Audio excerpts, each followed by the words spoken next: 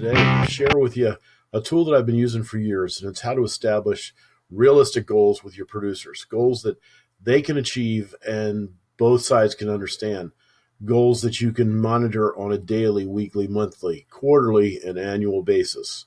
It's double validated. It takes into consideration what your average sales are and what your retention is. And then the second validation is we actually look at this thing and see if you've got enough time during the year to make the goals that you've established with your producer. I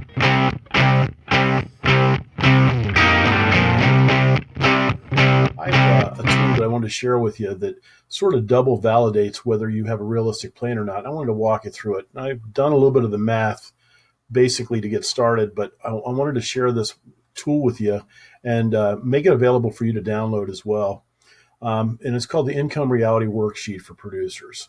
Now, I've plugged in the numbers, and but the macros are set up on this worksheet that'll work for you just by plugging in some numbers if you know a few things. So I've got a producer that's in his third year, and he really wants to step things up this year. So he's shooting for a target of $75,000. Now we have renewal commission income anticipated at $48,000 from his efforts and book of business, but he's also got a retention of 85%. And this is a number that you guys will have to have your arms around at least a little bit to come up with a realistic number. That being said, his guaranteed renewal commission is going to be at $40,800. So he needs to come up with $34,200 in new commission for him to hit that goal. But at a 50% level, he's actually going to have to write $68,400 worth of commission. Seems rather aggressive, but let's see whether it works or not.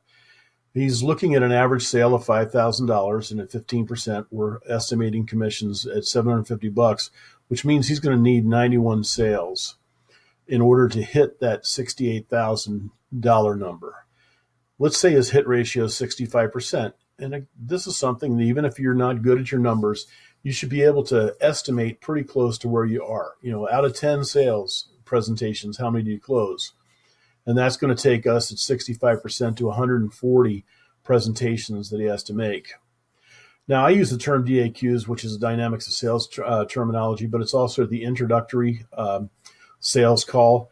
And from that standpoint, the number of opening appointments that you would need, and if you basically went to closing on 80% of your calls, which hopefully you say no to some people, but you're getting in front of people that are qualified leads, you would need 175 opening appointments in order to have 140 closing presentations and 91 sales. So as we go down a little bit, the number of prospects that actually give you the opportunity to give you an opening appointment, the number, of course, is going to be a lot less, but hopefully if you've qualified people or attracted the right people, that would give you 60% of the people that you have an initial conversation with would be willing to have an opening appointment with you. So that means that you need 292 prospects. Now, suspects, that's your mailing lists. Of course, the numbers get dramatically different. You need, with a 25% hit ratio, that'll even talk to you to possibly give you the opportunity for an opening appointment. So that's almost 1,200 suspects that you need in your pipeline to be communicating with on a regular basis, or 22 suspects a week, or 4 suspects a day. Early on, that's pretty much what their lifeblood should be. So perhaps this goal works. So let's take it to the next step. We've looked at these numbers, and then I'm going to see if it's a valid plan or not by actually doing a time validation. And with that, what we do is we start with a work year of 52 weeks. And after the 52 weeks, we look at days off for holidays. Excuse me, got a little jumpy on there. Days off for holidays of 14 days vacation, which is not quite 3 weeks. So maybe he would take a little bit less time. You need to have your CE and professional development of 4 days, 2 days worth of sick days, 4 days for personal days. So total days not available is about 32 days. Converting that into weeks, you're carving out about 6.5 weeks out of the year that you're not available to be selling. So that's going to leave us 45 weeks, almost 46 weeks out of the year in order to make sales. So the number of days a producer is actually selling, that should be the lifeblood of what they're doing. Hopefully they're not in a quagmire of service at this point. So let's give them 3.5 days to truly be a salesperson. That means that number of days is 159, almost 160 days out of the year that you can sell. So what's the average number of calls a producer could make during a day? How about 4? Again, if it's aggressive, that's for you to determine, which would give you 638 calls during the year. What about calls to service current clients? Doing renewal reviews, taking the calls from the clients with billing and claims issue. I carved out 200 of those calls, which leaves us with 438 calls.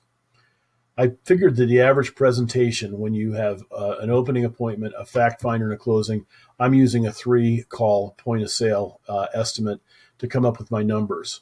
And so the possible decisions is 146. Expected hit ratio, 65%. Anticipated new accounts would be 95.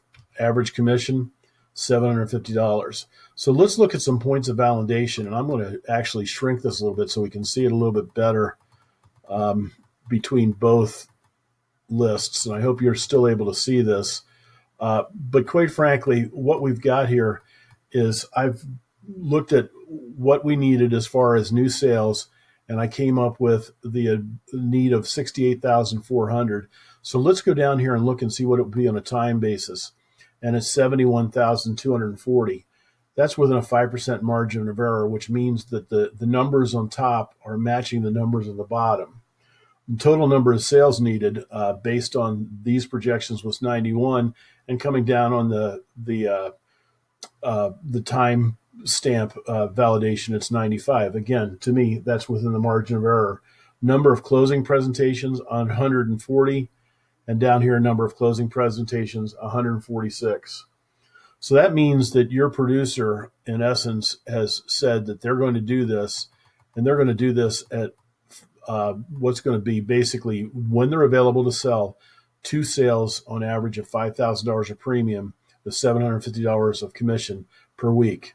That's how it works. And then you take a look across the table and say, have you established a history where you're going to be able to make that many sales? If all the numbers jive, you've got a solid plan, and it's time to move forward. I've been using this tool for the past 20 years, and I found it easy to understand and be able to share the information with a producer, come to an agreement, and hit the goal, hit the ground running. Thanks for downloading this, and listen, if I can be of any assistance, check me out at mark@inbuzzgroup.com. If I can help you in any way, I'd be more than happy to. Thanks again.